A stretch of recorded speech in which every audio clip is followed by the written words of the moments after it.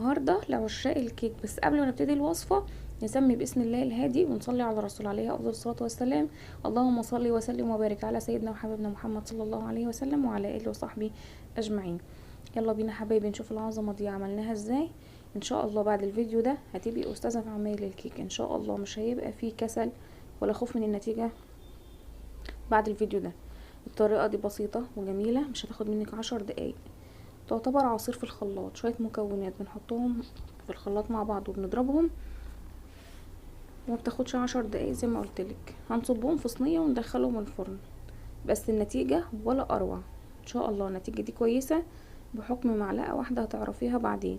كملي الفيديو للنهاية ويلا بينا نشوف الطريقة. ده كيس فروتي ده عصير بودرة بنكهة البرتقال مجفف، بتجيبيه من عند البقال او من اي سوبر ماركت. ممكن تجيبي اي نوع عصير بودرة مجفف، يعني مش شرط فروتي ده بس. وبنجيب كوبايه ميه عاديه زي اللي كان فيها المعلقه قدامكم دي، وننزل فيها بمعلقه البودره وندوبها، واصبحت كوبايه عصير بودره مجفف. دي بنستعيض بيها عن عصير البودره الطبيعي. يعني لو احنا بنعمل في وقت مفيش فيه برتقان طبيعي بنعمل الحركه دي. الكوبايه ديت فعلا بتعزز نكهه البرتقان في الكيك وبتعزز اللون، يعني مش بتضطرنا ان احنا نروح نجيب لون طبيعي او لون صناعي والكلام ده كله.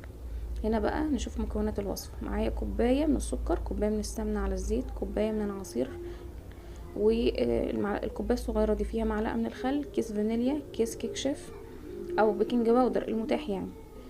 وكمان يا جماعة 4 بيضات. انا كنت مصورة 3 بيضات بس بصراحة لما كسرتهم لقيتهم صغيرين، فانا حطيت 4 بيضات لان البيض ده بلدي. لو انت عندك كبير حطي 3 بيضات. هنزل بقى في شفشق الخلاط بالراحة كده 4 بيضات ومعلقة الخل ونضربهم مع بعض ضربا مبرحة بالراحة وبكل هدوء. ننزل بقى بكيس الفانيليا. انا ما حطيتش معاهم الفانيليا لان الفانيليا كل ما انضربت مع البيض زيادة طعمها بيروح ومفعولها بينعدم وتبان زفرة البيض. حطيت كيس الفانيليا وكوباية السكر وضربتهم في الشفشق، يبقى احنا حطينا 4 بيضات مع معلقة خل، وبعدين نزلنا بكيس الفانيليا مع كوباية السكر، وبعدين هننزل بكوباية السمن والزيت وراهم على طول كوباية العصير. بس احلى عصير في شفشق خلاط. بس بدل ما هنحطه في التلاجة يبرد هنحطه في صينية وندخله الفرن يسخن. ببساطة طريقة بسيطة جدا ما بتاخدش وقت، طعمها جميل، لونها رائع، نفشانها نسبة نفشانها حلوة، ما بتهبطش بقى اصل الكيكة مش عارفة ايه. طبعا هتعرفوا السر دلوقتي. نزلت كده بكوباية العصير وبرضو ضربتها في الخلاط. هنا بقى المكونات الجافة. ده طبق حاطه فيه 3 كوبايات من الدقيق بنفس الكوباية اللي احنا عايرنا بيها. طبعا يا جماعة الكوباية اللي هنعاير بيها تكون واحدة. عايرنا 3 كوبايات من الدقيق ونزلنا عليهم برشة او ذرة ملح وكيس كيك شيف. هنا بقى الكوين بتاع الوصفة نص معلقة صغيرة من البيكنج صودا. هو ده بقى الكوين بتاع الوصفة، يعني ايه نجم الوصفة، نص معلقة صغيرة من البيكنج صودا او كربونات الصوديوم او الكربونات، يعني بيكربونات الصوديوم او الكربونات. هنجيب بقى المكونات السائلة وننزل بيها كلها على المكونات الجافة ونضرب بقى ايه بالراحة كده وفي اتجاه واحد. نضرب بقى الخليط مع بعض ضربا مبرحا بالمضرب حتى يستغيث الى ان نصل الى القوام اللي انتوا هتشوفوه كمان شوية. انا انصحكم انكم تجربوا الطريقة دي، والله العظيم بجد النتيجة دي مضمونة مضمونة مضمونة.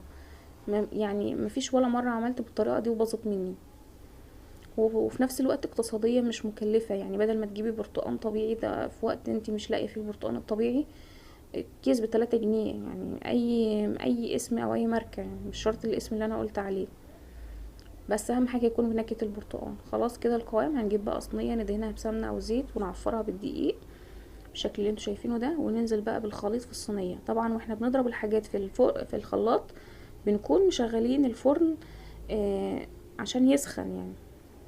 واهم حاجه ما تسيبيش الفرن يسخن اكتر من 5 دقايق، لان الفرن لو زاد اكتر من 5 دقايق سخونه بيهبط الكيك اول ما بيدخل الفرن. لازم ما يكونش ساخن قوي ولا يكون بارد خالص. ده برضو حاجة مهمة في نجاح الوصفة يعني. خلاص نلم بقى الحاجات اللي خلصت دي وناخد الصينية ونروح بيها على الفرن. قبل ما نروح بيها على الفرن هنجيب قماشة او فوطة او اي حاجة يعني، ونهز الصينية عليها عشان نطلع منها الهواء، وفي نفس الوقت تكون الكيك في مستوى واحد. طبعا الكيك لازم الخليط نفسه في اي صينيه بقى، يعني ما تقولي لي الصينيه مقاس ايه اصلا مش عارف ايه، دي حاجه تعرفيها لنفسك بقى. الصينيه الخليط بتاعها لازم يكون معدي نص الارتفاع عشان تقب وترتفع. هنا بقى الكيك، انا اسفه مصوره لكم المقطع ده متاخر لاني كان عندي ميعاد عند الدكتور فاستعجلت وما عرفش اصوره على طول. يا ريت الوصفه تكون عجبتكم، وان شاء الله هكون معاكم على التعليقات. وشكرا والسلام عليكم ورحمه الله وبركاته.